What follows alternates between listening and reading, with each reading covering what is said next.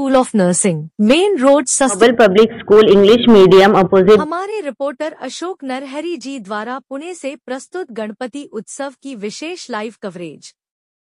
आज 16 सितंबर सोमवार को चिंतामणि गणपति थेऊर पुणे में उपसभापति नीला जी गोरे ने गणपति की आरती की और आशीर्वाद लिया। उन्होंने महायुति की सरकार आने के लिए प्रार्थना भी की। हमारे रिपोर्टर ने मराठा आरक्षण के विषय पर चर्चा की और उन्होंने इसका समर्थन व्यक्त किया।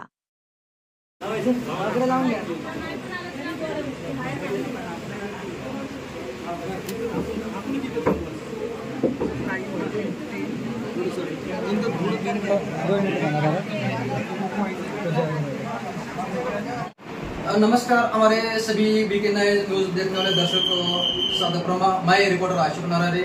मैं अभी इधर पुणे में थेऊर गांव में हूँ। अभी गणपति के दर्शन के लिए आया था और उपसभापति जी है अब नीलम जी गोरे दर्शन के लिए आए थे और हमारा भी नसीब इनके साथ बाइक लेने के लिए।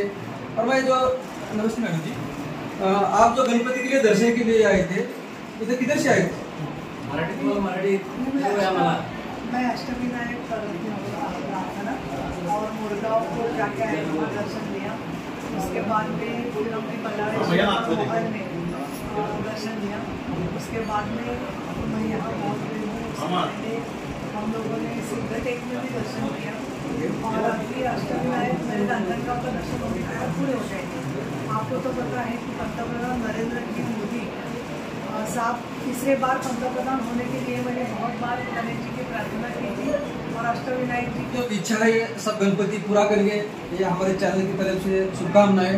और जो विरोधी पक्ष जो लोग बोलते हैं विरोधी पक्ष में कि सुषमा अंधारी मैडम जी जो अजित पवार लोग जो विरोध में है, हम अलग अलग लड़ेंगे, इसके आपके बारे में क्या?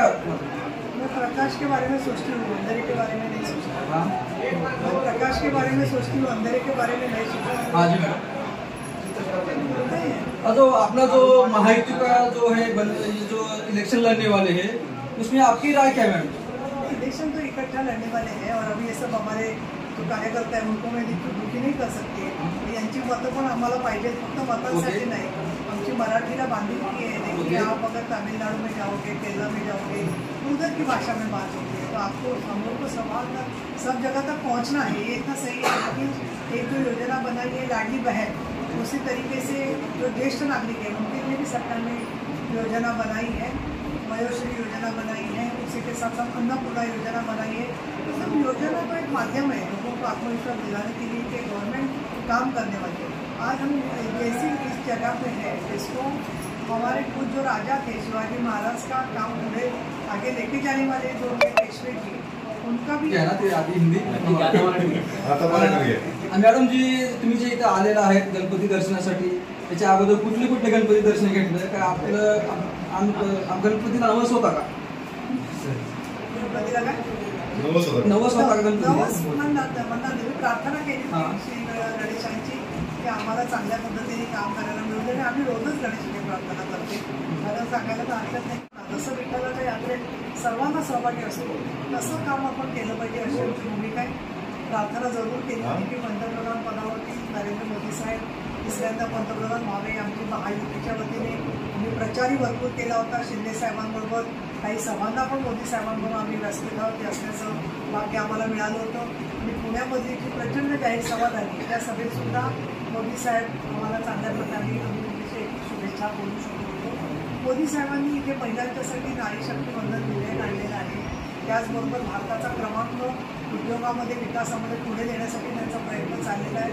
सन्मान करत असताना राम जन्मभूमीच्या इथे एवढा मोठा संघर्ष झाल्यावर एक पण सुद्धा रक्त न सांगता न्यायालयाच्या मार्फत शांततेच्या मार्गाने राम जन्मभूमी त्यांनी उभी केलेली आहे। ती करतात प्रत्येक वेळा जाऊन, त्यांचा रंग कुठला आहे हा निवडणुकीनंतर तुम्हाला नक्की कळेल। तुमचा जर पंतप्रधानांचा प्रश्न होतो आपकी बार 400 पार, आपकी बार 400 पार, हे का झालं नाही? आणि विरोधी पक्ष जे आहेत राहुल गांधी बाहेर देशामध्ये जाऊन आरक्षणाबद्दल काही काही वाईट बोलत आहेत, याच्यावर तुमचं म्हणणं काय मॅडम? मुळामध्ये राहुल गांधी निवडणुकीनंतर हे असं बोलणार आहे हे आम्हाला माहिती होतं। आम्हाला माहिती होता खोटा प्रचार चाललेला आहे, पण आपली जनता बोलीबाबडी आहे, त्यांचा खरंच विश्वास बसला की राज्यघटना बदलणार आहे आणि त्याच्यामुळे थोडी त्यांची दिशाभूल झाली.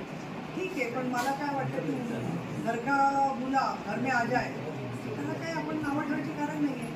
आता लोकांची मतं बदललेली आहेत, त्यांना कशी फसवणूक झाली लक्षात आलेली आहे आणि 400 पार का झालं नाही याला महत्त्वाचं कारण म्हणजे तुम्ही नाही म्हणत मी, काही मीडियाने केलेला खोटा प्रचार हे कारण आहे असं मला वाटतं. मॅडम जी, शेवटचा प्रश्न, महाराष्ट्रावर जो प्रकरण गाजत आहे जरांगे पाटील यांच्या आरक्षणाबद्दल तुमचं मत काय आहे मॅडम? 2 शब्द. जरांगे पाटील यांच्याबद्दल मला अतिशय आदर आहे आणि त्यांचा जो प्रश्न त्यांनी मांडलेला आहे तो मराठा समाजाला आरक्षण मिळावं तो अतिशय महत्त्वाचा आहे.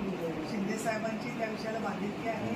कुठलेही अन्य समाज म्हणजे ओबीसी असो, SC असो, ST असो, या कुणाचंही आरक्षण न काढता मराठा समाजाला आरक्षण मिळावं ही आमची भूमिका आहे. त्याच्यामध्ये मी स्वतः सभागृहात अनेक वेळेला भाषण केलेलं आहे आणि सभागृहामध्ये माझ्यासमोर हा विषय आला तर तो विषय सरकारला पुढे नेण्याच्या दृष्टिकोनातून माझं पूर्ण सहकार्य असेल.